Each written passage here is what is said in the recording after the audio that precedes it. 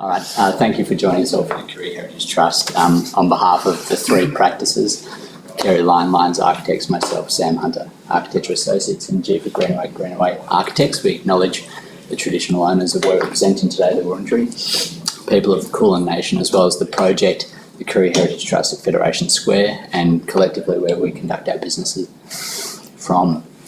We acknowledge that the project sits within a modern-day construct of the city and is linked to a number of sites across the city of significance to the Indigenous culture. We also acknowledge that the project sits atop an ancient landscape, atop the marshy plains adjacent to the Birrarung, connected to the rock falls adjacent to the ponds.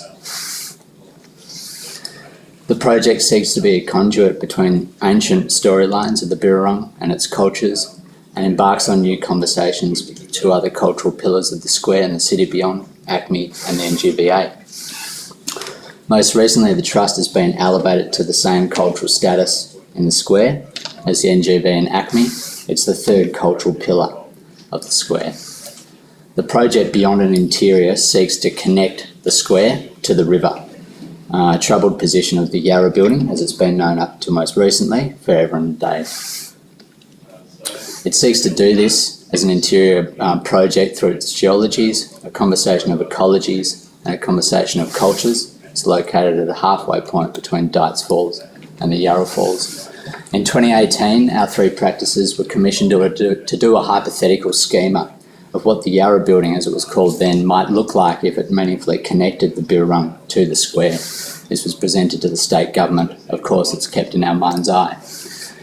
From that, a series of notions about landscapes, the movement of water, the ephemeral qualities of it, its materials, its textures, its colours have resonated, and we endeavoured to transpose those into the project. For the sake of the interior, I know this is all quite quick, but this is a very simple before and after of the two levels. This is level one, or the plaza level, before this project we're presenting, and after the project. And level two, Melbourne Festival, before the project, and level two, the project that we present to you today.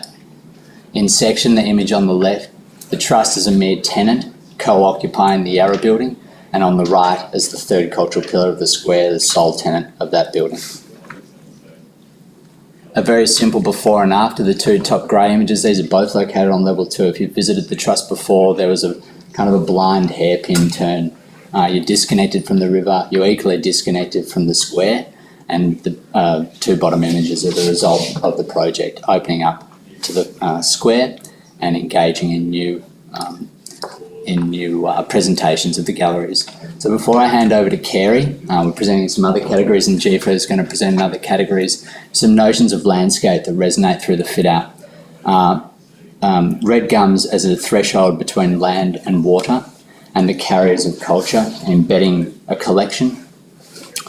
Sustainable logging and contemporary turning of timber into sustainable material, and cladding here, southeast New South Wales spotted gum, holding permanent collection displays. No dots down here, the symbol of the diamond and the totem of Birrarung. River red gum sap and the vivid colour of the flowering gum, here seen in Education Lounge.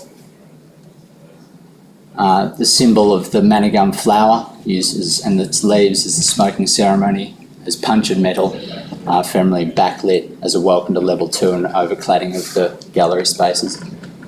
And finally, the zoom out of that map, transposed from an 1830s map showing the chain of ponds, which we hope you see as an idea of sealingscape and connecting to the Birrarung beyond. And here, I'm going to pass the mic to Kerry.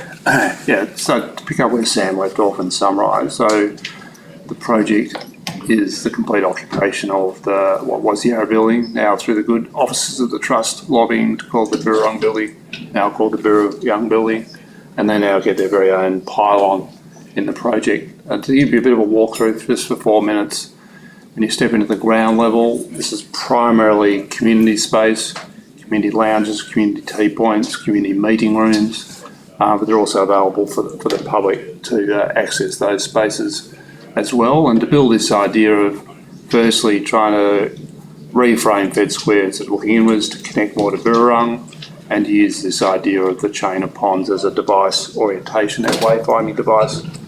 within the project. So when you walk in the front door, there's a small concierge desk starting to unfold this idea of almost like a wall at the edge of the wetlands in this timber that Sam's mentioned, and from there you can either go straight up the stairs towards the river on level 2 or divert to the left into these community lounge spaces, and on the right hand side at the start of a T-point, where if there's events and community activities happening within that space, they all happen within this ground level space.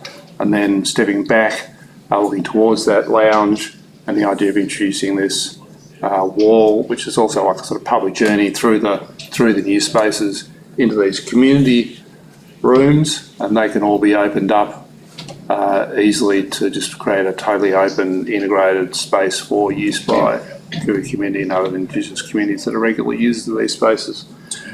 And the space is also able to be set up for formal meetings, and we're able to repatriate the windows, our heritage listed windows, onto the Birrarung in order to try and create as much as possible through these spaces a connection to that river space. When you go up the stairs with the escalators, these are remnant heritage elements from the original lab design. The idea of connecting through the building, which had previously been lost, and connecting to Birrarung. So the mid-level, which is the major transformation, is to include 2 major public galleries for showing Koorie artwork. Other spaces associated with that, including a small exit through the gift shop idea, and again a sort of public promenade where you can wander through each of those spaces. And again, picking up on this idea of using memory or recovering the idea of country in terms of the chain of ponds as a sublime device through the interior. So when you arrive at the top, at that level you start to engage with some of the permanent collection of the Trust. You reach a reception point, which is an orientation space. On the left-hand side, another community lounge connecting to the gallery spaces, and also out to the river space, and some retail activities. Adjacent to that are some practical spaces, a lot of conservation within the collection, and even exhibitions mounted within the space to be able to conserve those. So there was quite a lot of practical functional requirements. And then stepping in to the main gallery space, when you step in, you look back towards the river, and as you dive into the gallery spaces, their inaugural show at the end of last year, the Koorie Art Show.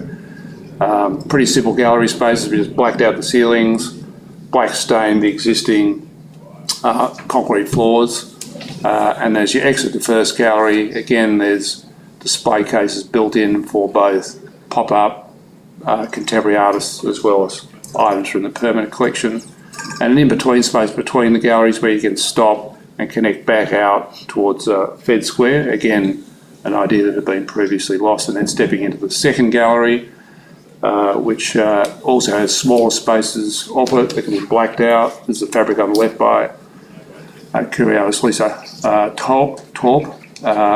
And from that space, again, the idea of using these columns, again, it's just trying to recover an idea, turn the columns into the Koorie geometry, so they act as a bit of a wayfinding device. So when you're exiting the second gallery space, you go back into another lounge or resting space, safe space for the community that looks out over the river itself. And maybe just to finish, the whole project was done with a very clear design and construction chain of Indigenous knowledge and expertise. So obviously the design team with GFA, and then the project was tendered by 3 Indigenous construction companies, which DLG Shape was selected, and the primary people constructing the project were also Indigenous. So from our point of view, it is like a pretty fantastic model for building what is a primary Indigenous cultural space in the city that it's actually